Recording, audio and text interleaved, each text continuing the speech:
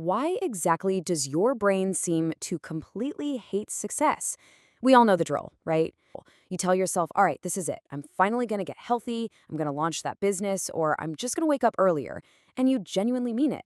You try incredibly hard for a few days, maybe a week if you're lucky, but then, almost inevitably, you slip right back into your old, lazy routines. And you're just left sitting there, completely frustrated, wondering why on earth you can't just stick to the plan. It really begs the question, why do we fail? Like, why is it that bad habits, doom scrolling for 2 hours, or eating junk food feel completely effortless to maintain? But good habits, like hitting the gym or sitting down to write that essay, feel literally impossible. Why does our motivation just completely collapse right before the results actually show up? Well, hold on. Just stop right there. Before we go any further, we really need to stop blaming ourselves. Seriously.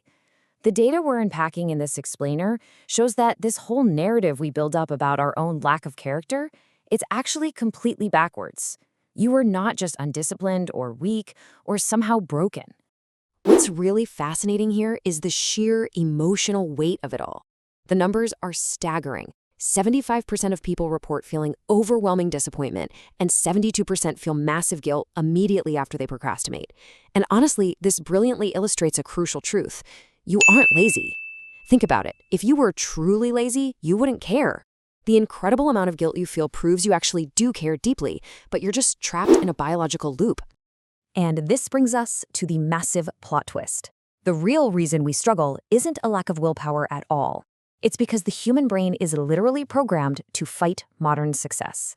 We are basically running 200,000-year-old hardware in a 21st century world, and that ancient programming is constantly overriding our best intentions. Let's break this down a bit. Inside our heads, there's essentially a daily war going on. On one side, we have the prefrontal cortex. That's the rational brain. This is the part of us that wants to plan a good future, invest money, get fit, all that good stuff. But on the other side, we have the limbic system, the ancient monkey brain. It operates purely on emotion and demands immediate comfort and instant gratification. And guess what? When these two clash, the monkey brain usually wins. So why does the monkey brain win? One word: survival. Deep inside that limbic system is this tiny almond-shaped structure called the amygdala. Its only job is to keep you alive by avoiding danger. The problem is, it really can't tell the difference between a hungry tiger and a stressful email or a difficult project. It treats hard, modern, uncertain tasks as a literal life-or-death threat and triggers a freeze or flight response. That is exactly why you suddenly feel this overwhelming urge to clean your room instead of doing your taxes. Your brain is literally trying to save your life.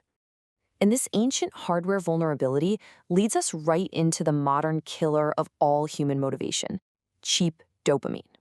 This is basically the weapon the limbic system uses to keep us completely trapped in our comfort zone.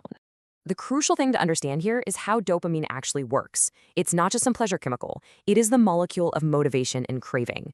When we do high-stimulus things, like scrolling social media for hours or playing video games, we get these massive artificial spikes of cheap dopamine.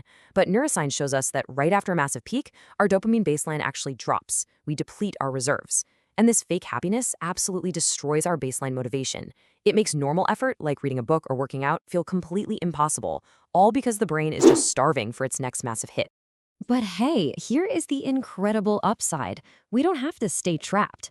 Now that we actually understand how this hardware works, we can hack it. We can bypass the amygdala's fear response, rebuild that dopamine baseline, and physically rewire our neural pathways. So let's dive into these scientifically backed solutions to overcome all this biological programming. First up, identity. Science tells us that the absolute deepest layer of behavior change isn't about setting new goals. Most people try to change from the outside in, right? They set a goal, try some new system, and just kind of hope they become a new person. But lasting change actually works the exact opposite way. Our behavior is simply an automated reflection of who we believe we are. Look at the profound difference between these two mindsets. If you say, I want to read, well, reading is just a task you have to force yourself to do. It takes massive willpower. But if you shift your identity and say, I am a reader, everything changes. You bypass the need for motivation completely because you're just acting in line with who you believe you are. Readers read, runners run.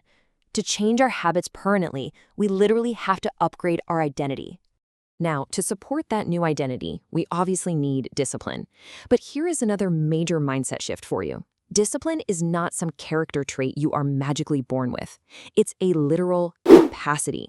It is a muscle that you have to train. I mean, you wouldn't walk into a gym and try to bench press 300 pounds on your very first day, right?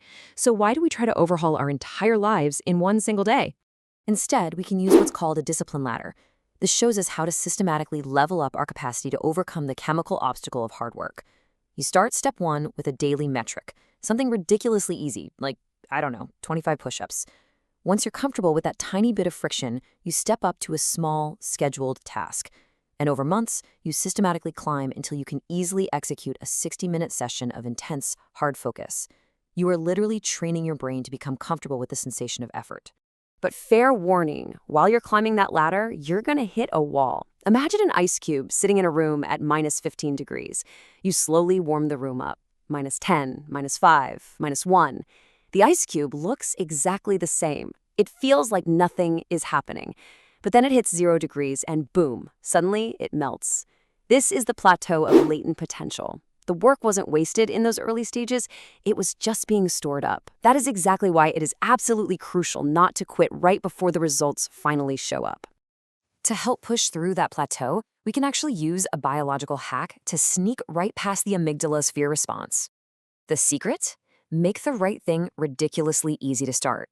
Human behavior always follows the law of least effort. If there's friction, that monkey brain is going to choose the couch every single time. So we have to design our environment to completely remove that friction. Here's how you do it, rapid fire. Put your phone in a completely different room when you're working. Lay out your gym clothes the night before so you literally trip over them in the morning. And use the 2-minute rule. Scale down any new habit so it takes less than 2 minutes to do. Don't read a book, just read 1 page. This flies completely under the radar of the brain's threat alarm, and it makes it so easy that it's basically impossible to fail. Now, what's truly fascinating is how we can flip this neuroscience on its head to make hard work actually feel good. Remember that dopamine we talked about? If we only reward ourselves when we reach the finish line, the whole journey is going to feel miserable. The neuro trick here is to attach dopamine directly to the friction of the effort itself. Tell yourself you love the challenge. Tell yourself the hard part is the reward. By doing this, we're actually increasing our dopamine baseline while we're doing the work. So let's pull this whole shebang together. When we combine a new identity, steadily climb that discipline ladder, reduce friction to make starting super easy, and actually reward the effort itself, we're doing something incredible. We aren't just trying harder.